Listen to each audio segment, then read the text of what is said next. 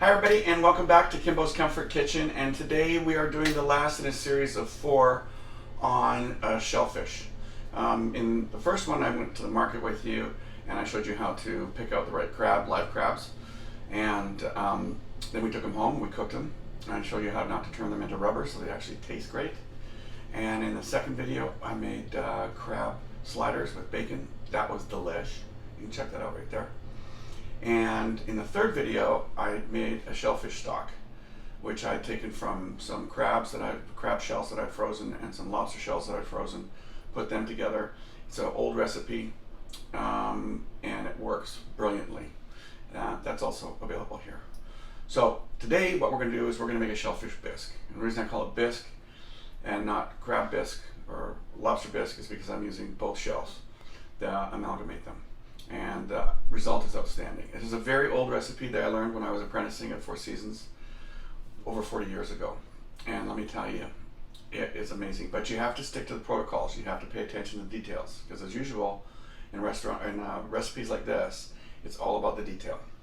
So if you follow all the steps here and do exactly as I say in this thing, you're going to come up with the most phenomenal bisque that you've ever had. Trust me. So let's get going. Alright, so let's get started with all the mise en place.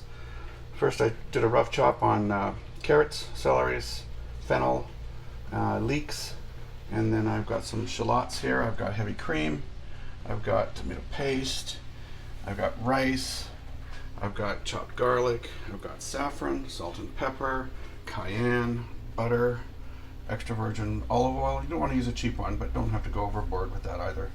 And a marsala. And some cognac, well it's not cognac, some brandy. You don't need to use cognac. And the herbs are thyme, tarragon, and parsley. I've got some chopped chive. I've got a tiny little lobster here for garnish, this is later, and the comfreys, which are separate, but will be all. And the star of the show is the fish stock, or the shellfish stock. So that's, I think, everything. And all of these ingredients are listed on my website in all their correct amounts. So let's get going.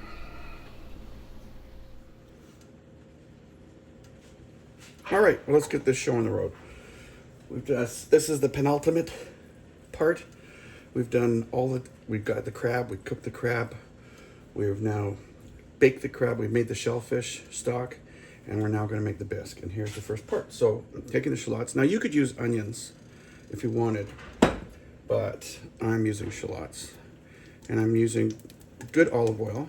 If you've watched any of my other shows, you know that I normally use avocado, but in this case, olive oil has got the respect. It doesn't have as high a temp smoke point, but it does taste better in this particular situation. And I'm adding butter, which will raise the smoke point. Not that it's a really big deal, because all I'm going to do is saute vegetables to start.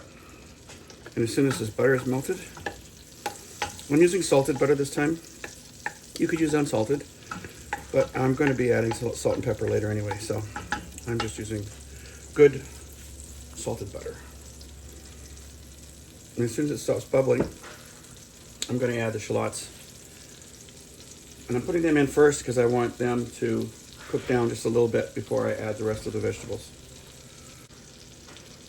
All right, so most of the moisture has evaporated out.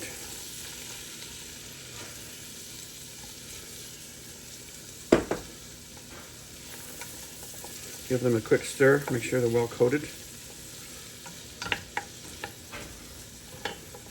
If you'll notice, I'm holding back a little bit of the shallots in reserve. And I'll show you why later. If I need them. We'll see. I may not.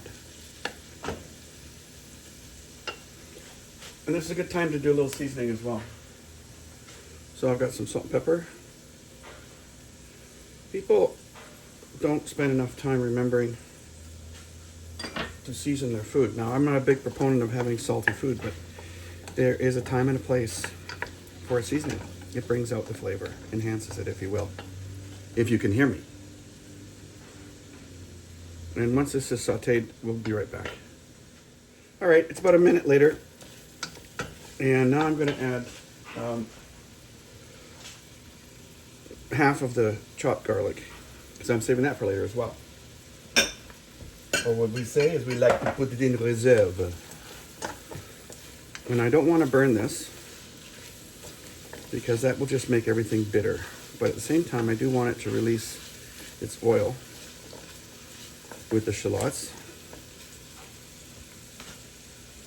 I've got the stove on 3/4 heat, and I'm going to add carrots,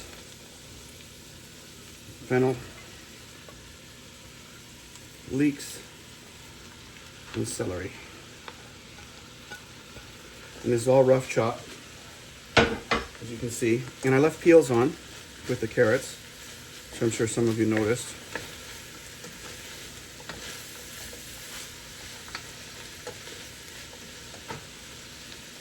And we'll saute this for another few minutes. We'll be back. Okay, about 2 minutes later. And this is breaking down nicely, getting a nice sheen to it. And now I'm going to add the herbs.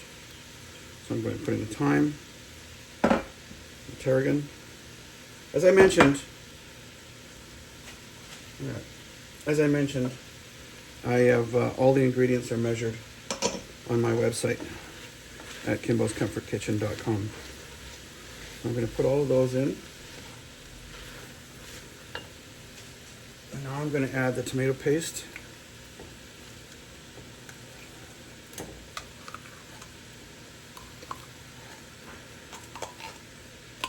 And I'm adding all of these ingredients now before I add the stock, the shellfish stock, which is the star of the show, obviously.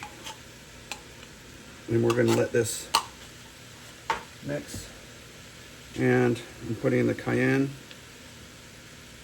You don't want to put too much cayenne in. It should just be a hint of it. It's not something you should be able to really identify. Any really good recipe is you kind of have this je ne sais quoi. It's like, oh, what is that flavor? What is that one? Oh, I don't know. But if it's in your face, then you probably got too much of it. The idea is to create a unique flavor that you can't quite put your finger on. And this is what this is going to do.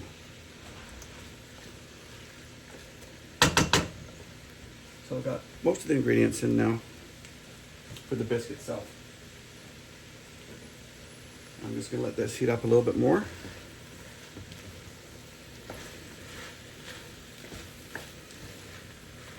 You start to see it thickening on its own here with the tomato paste. And depending on what happens after I put the stock in, I may add more paste, but I want to see how it turns out here. And now I'm going to add the rice. I'm holding it back a little bit of it right now. Again, as a friend of mine says, you always hold back some of the stuff, you never tell us what you do afterwards. Well, I'm telling you now, I'm holding it back. It's kind of this, you got to go by feel on this a bit.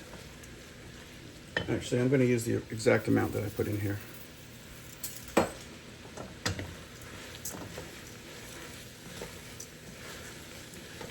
And I've warmed the stock up ahead of time. And just before I do that, I'm going to add the saffron. Now there's a bunch of different ways to add saffron. One is you can just dump it in there, but that really doesn't maximize the flavor considering how expensive it is. So what I did is I heated up some of the shellfish stock, and then I put the saffron in and let it soak for about 20 minutes. Now you can do it overnight, but I find this will work just fine. So now it's getting to the point where the moisture's gone from the bottom. I do not want this to burn at this time or it'd be totally ruined. So now I'm going to add the stock, and I'm adding enough stock to cover everything. Right now I've got 9 cups in there, actually closer to 10 of the stock. Boy, it smells good. I wish you were here to smell this. And I'm going to bring this to a boil, put it on full tilt, just until it reaches a boil. Once it reaches a boil, then I'm going to reduce it to a simmer. And we're gonna let this simmer for about an hour. But I'll come back in between and show you what it looks like. All right, this is just a few minutes later, but I've decided that it needs more tomato paste. I put in some earlier, as you know, but after watching I'm judging this by color, but you'll have all the ingredients in my written recipe, so not to worry. So, and I know some people put whole tomatoes in at the beginning because it releases pectin, and not to mention the flavor. But with all the rice that I've got in here, I think it'll be just fine. I don't need pectin as a thickening agent. And that's about right. That's about the right color I'm looking for right now. Okay, so bring to a boil and then down to a simmer. And then let it simmer for another 50 minutes. Okay, so I'm just doing a wellness check right now, so to speak. This has been half an hour, and I'm taking the densest vegetable that's in there, which is the carrot, and testing that. And it's not nearly as soft as it needs to be, because remember, we're going to puree this whole thing, and I don't want any lumps in it. So I said 30 minutes in, and I'm just going to keep going. I'm going to do another wellness check in another 15 minutes. I know I said an hour, but you know what? Vegetables are different times of year, have different densities, and they don't always come out exactly the same. So you can't just trust a certain time that it says in the recipe. You need to check it yourself. And we'll be back. All right, we're now 45 minutes in, and let me check the carrots. Like I said, they're the ones I want to make sure that they are mushy. Mushy. No, they're pretty soft, but they're not mushy enough yet. So I have my stock that I have in reserve because I don't want this to get too thick. And I'm gonna add that. And I should note that I have been stirring this every 15 minutes so nothing sticks to the bottom, because you can see how viscous it's getting now. It's getting to the texture that I'm really looking forward to. This is going to be brilliant consistency. I'm loving this. All right, so we're almost exactly to the hour from when we started doing the reduction. Let's check. Yeah. This is going to go another 3 minutes just because I'm picky. And then I'm going to move it over onto a trivet, and we're going to blend this. And then we'll get down to the really, really tasty part. All right, so next step, we are going to puree this with my hand one. But I'm not going to bore you with the details on that because this is going to take a while, and you need to be patient. You're only going to get as good as what you get here. So take your time, get the consistency you want. The carrots are really soft, so it shouldn't take too long, but I'll get back to you when the puree is done. All right, so my hand is pretty tired right now, but I'm doing this for almost 3 or 4 minutes, maybe 5, can't tell. But it's worth it because I'm going for the consistency. So now I'm going to add the cream.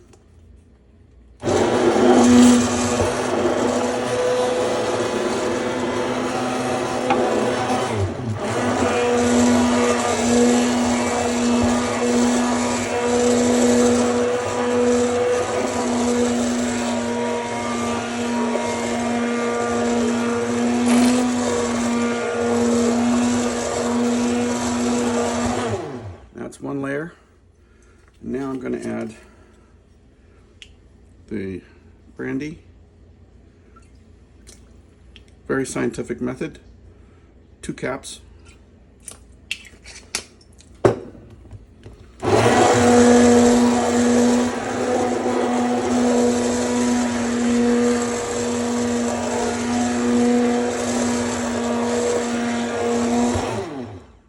And next is the marsala, which is 3 caps.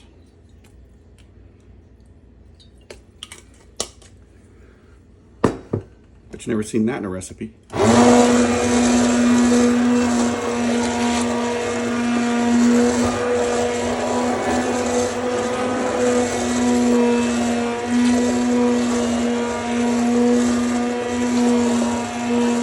right, so let me do a taste test.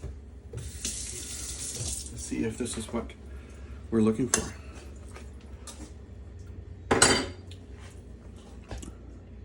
Yeah. I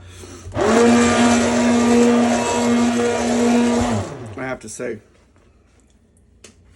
I like that, but I like this a bit more. And don't need any more of the marsala because that's got sugar in it.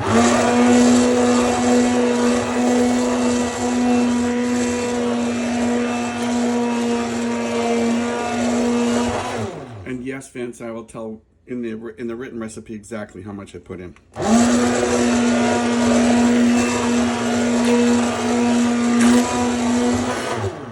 Let's try it now.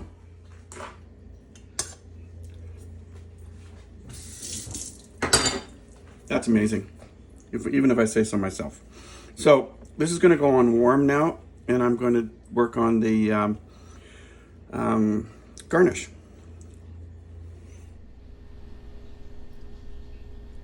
So the bisque is made, and now we're just going to work on the garnish. So one of the steps of the garnish is going to be the lobster meat, which is already cooked, and shallots and garlic. And let's take it to the pan. All right, so let's do a quick saute. I've got this on 3/4 heat. I'm putting the shallots in. And we're going to do a bit of a reduction. So I'm going to turn the heat down because I don't want to burn the garlic.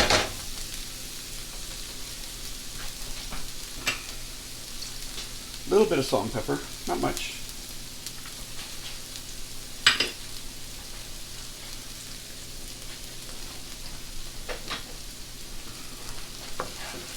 Just sweat them a bit. Now I'm going to add the garlic.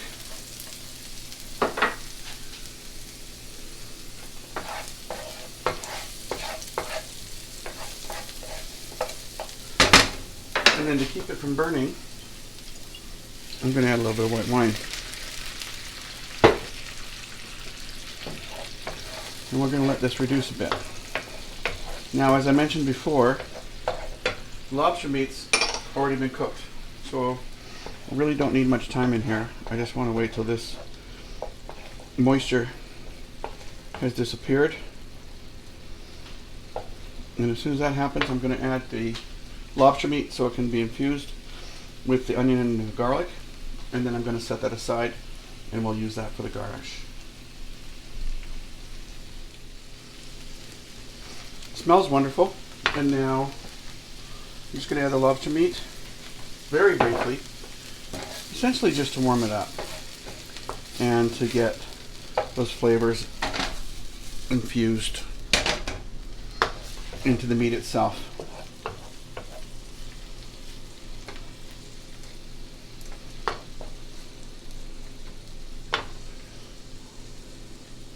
That's going to be about a minute. Not even.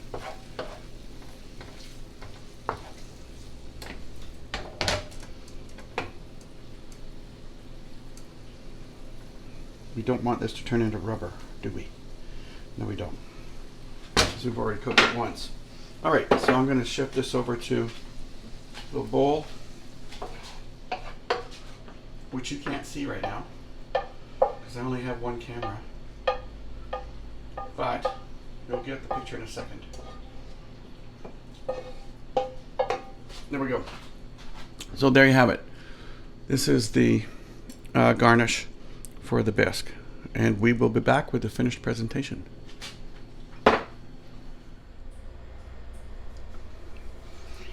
Okay, so let's plate. After all that work, let's put this to work here. So, as a side note, the first time I was doing this, I did not like the garnish that I did. Just got too fancy and it ended up looking stupid. So I had to redo my lobster, except I didn't have any lobster. So I ended up using hand peel shrimp, exactly the same as you saw in the video, but substituting out the lobster for the shrimp, which, given it's a shellfish bisque, fits perfectly. But when I put the crème fraise on last time, and it looks probably the same now. I'm not very much of an artist here, but let's try to make this look a little better than last time. And it's not the best, but you know, a little chopped chive. I have to tell you, this is an amazing bisque.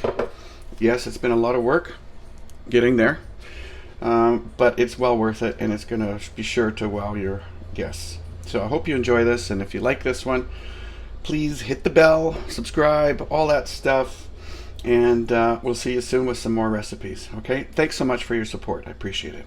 Bye.